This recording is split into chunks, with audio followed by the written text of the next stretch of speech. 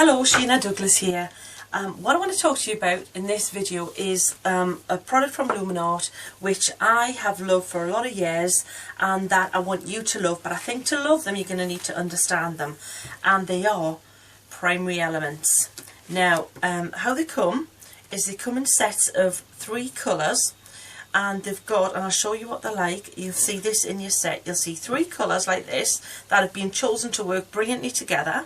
But you'll also get a jar of something that you'll be thinking, hello, what's all this about? I'll tell you about that in a sec. And another one of, hey ho, another what's all that about? But these I'll explain in a sec. So what you're going to do is, what you'll find is they've got like a double seal in them, because these are powdered pigments. And you don't want them to blow away, so don't do this with a fan on or under, or, you know, outside on a gusty day. Don't do that kind of crafting, because we all do it, don't we? Yeah. Right, so you've got your 3 colours that go together. Now what you're looking at is a set of paints by Luminart, so they're going to have bling in them, like your H2Os or your Radiant Rain Pourables, but it's been taken apart. So imagine it like a cake mix. You've got your dry ingredients, which are here in these 3 jars, and you've got your wet ingredients, which are here, and mix them together, you're going to get a paint. Now the thing is because all the pigment and the mica in the dry form is together in a jar, you can really become your own chemist. You can make your own paint to go on any surface, and you can mix all the colours together between this set and other sets. So let's get started, and I'll explain what these 2 little doodahs are about as well. So we'll park this over, and if you're wondering what this set is, this is Tahiti Dreams, gorgeous set. So just to show you briefly what I mean. Right, let's talk about this one first, this here. This isn't another colour, this is a powdered resin. It's a binder. Now paint isn't paint unless it's got a binder in it. These won't stick to anything. If you just add water, it'll just brush off. So you haven't got any binder in there, and that's what you need to make it a paint. So this here is a powdered binder, and this is like a gum arabic kind of type, which will, when you wet it, it'll break down again. Now in your set you get little scoops, but I'm not gonna lie to you, I can't find any of mine, being the really tidy crafter I am. So here's what I would do if I want to mix up some paint. I'm going to take a little scoop of this powdered binder here, and I'm going to pop it just, let's say, through the 3 colours here, like that. I'm not going to take much more than that out. Next I'm going to take some colour. So I'm going to take, really be sparing with this. This goes a long way. Some of the colours are more intense than others, and they're meant to be that way. They are not opaque. Oh, done that one, haven't I? Hello. They're not an opaque colour, they're translucent, so you know they're not meant to be a solid, strong colour, but some of them are. So just be aware of that, like your H2Os if you use them. Now that there is all ready now to just be mixed into a paint. So I'm going to take a flat brush. I've got some water on it. Let's start with this really pretty pink, and I'm just going to add water. And then all of a sudden I've got a paint. Gorgeous. And you can use it thicker like this, or if you just add a little bit more water you can wash it out. Now again, because it's Luminart, you're going to get fantastic value for money, so just know that you don't need to cake this on to get good coverage and good intensity of colour, because their pigments are fantastic. They're the best pigmented paints I've used. They're just amazing. So another colour. Also, you're going to blend them, so you might want to think, okay, let's try the little bit of purple next. So we'll mix that one up. So just a little bit of moisture in your brush, and then if you pop it on, you'll see how strong it's going to be. Quite strong there. But I need more water in that, so just add a little bit more water, and you'll see when you add, if you don't add enough water, the little pigments, the little like granules sometimes of pigment don't burst and pop, and you don't get the full colour. So don't be scared to add. See how that purple's really, see how far it's going, and I'm blending it out, and then I can blend it into the pink, because what we're doing is we're starting to mix colours as well. So you mix all these 3 together to get other colours. And then we'll finish with the gorgeous turquoisey colour here. So a little bit moisture on your brush, mix it together, And make sure, take a little bit of time to smush this in, because some of the granules don't burst immediately. I haven't left myself much room there, but we'll start right at the edge. But look at these colours. The intensity is stunning. I'm hoping you're picking this up on the camera. If not, I'll have words with my cameraman. The gopher, as you might have guessed. So see how that's going there? Absolutely beautiful. Now, because it's gum arabic, can you see when I'm mixing it in with the purple's lifting and it's blending together. When we come on to the acrylic, using the acrylic binder, you'll see that won't happen, because when acrylic dries you can't re-wet it and it won't lift the colour, which means this one here is perfect. This is the one you're going to use on your paper crafting project. So for paper and card, and something that you don't need to worry if the paint gets wet and it comes off. And not shiny surfaces. It's this one. This would be the equivalent of using like your H2Os on a painting project. So I'm going to pop that on there and just close it for a sec. Now you can imagine, you do all those backgrounds, you can sponge it on, you can put it on a damp card, and hopefully, if you can see the bling that's on there already, the colours are stunning. And that's Tahiti Dreams. You're getting that gorgeous colours. So imagine that silhouette stamps, a bit of black embossing powder, black flock, gorgeous, stunning, beautiful. And notice how little I used. Right, now, so let's pop Tahiti Dreams to one side. Let's use another colour to show you the next bit.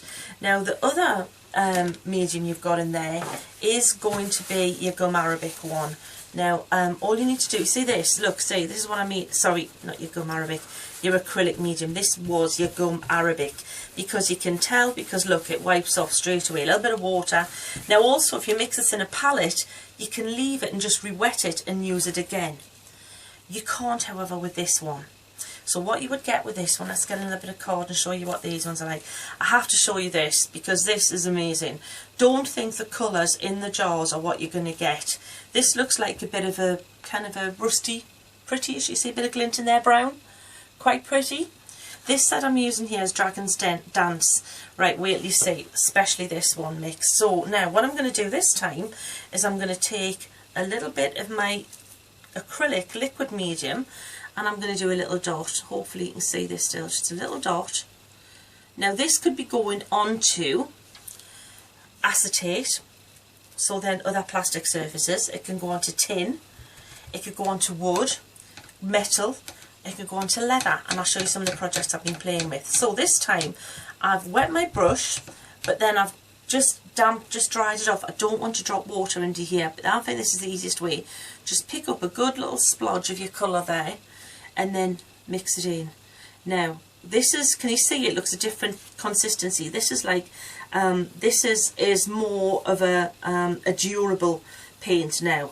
So imagine, you know, instead of it, think of your gloss and your emulsion for your walls. You wouldn't use emulsion paint on your woodwork, would you?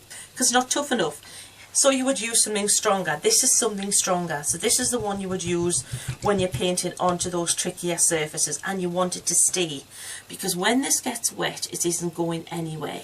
It's stuck. It's going to dry to a plasticky finish, which is why it's perfect to decorate things like leather, which I've been playing with. You can even do your boots. In the little write-up on my blog I mentioned your Dr. Martens. So if you want to snazz up your jazzy boots there and you relive your youth, go ahead and do it. Me and my friend Fiona have plans to do this when we hit a certain age next year. So look out. On my size feet you'll not miss them. So right now, gorgeous colours, but wait till you see this last one. Right, brown. No, absolutely amazing. Hit you in the face, red. Look at that. That is stunning. This is hot cinnamon. This has been one of my wow colours for many years. In with H2Os, you'll know that the colours carry through with Luminart. So if you know your colours that you love, you'll see them crop up in these as well. Now, absolutely stunning. Look at the intensity of that colour. But can you see where they're kind of blending in? If you're kind of quick, you can blend them in. But be warned, if you want this to stay durable on any surface, if you add water to it, it's not going to be as strong. So instead of adding water, if you want to dilute the colour, if you want a lighter wash of that red before it starts to dry, you can pop a little bit more of your solution in, and that will dilute it without making it, say now we've got a wash, but it's still just as tough. So if I was painting this onto acetate, it would paint on just as well. Does that make sense, hopefully? Can you see that? Look at the gorgeous colours. Right, now I'm going to show you some other bits I've been experimenting with. Because the great thing is, right, they're your paints. You get in every set your powdered binder, which is for paper and card, and your liquid, which is for your trickier every other surface, really. Like I say, metal, leather, plastic. But what you can also use, because I know I have been collecting them lately, and I know you have, and it's so popular with mixed media and things, is your binders. So here's some charts I've been mixing up here, and by binders I mean this kind of thing here.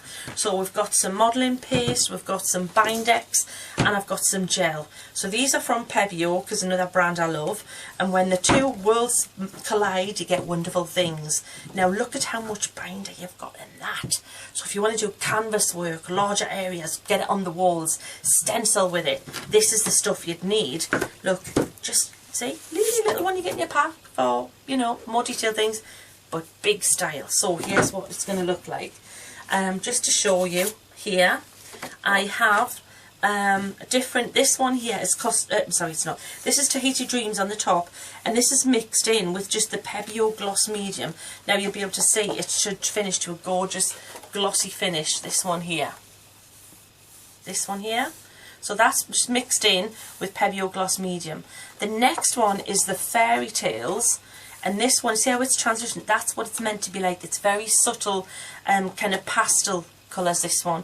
This is mixed with that Bindex, which is just a binder. Bindex, there, the clues are there. It's an acrylic binder. It dries clear, so you're going to see all your gorgeous bling and things come out when it's dry.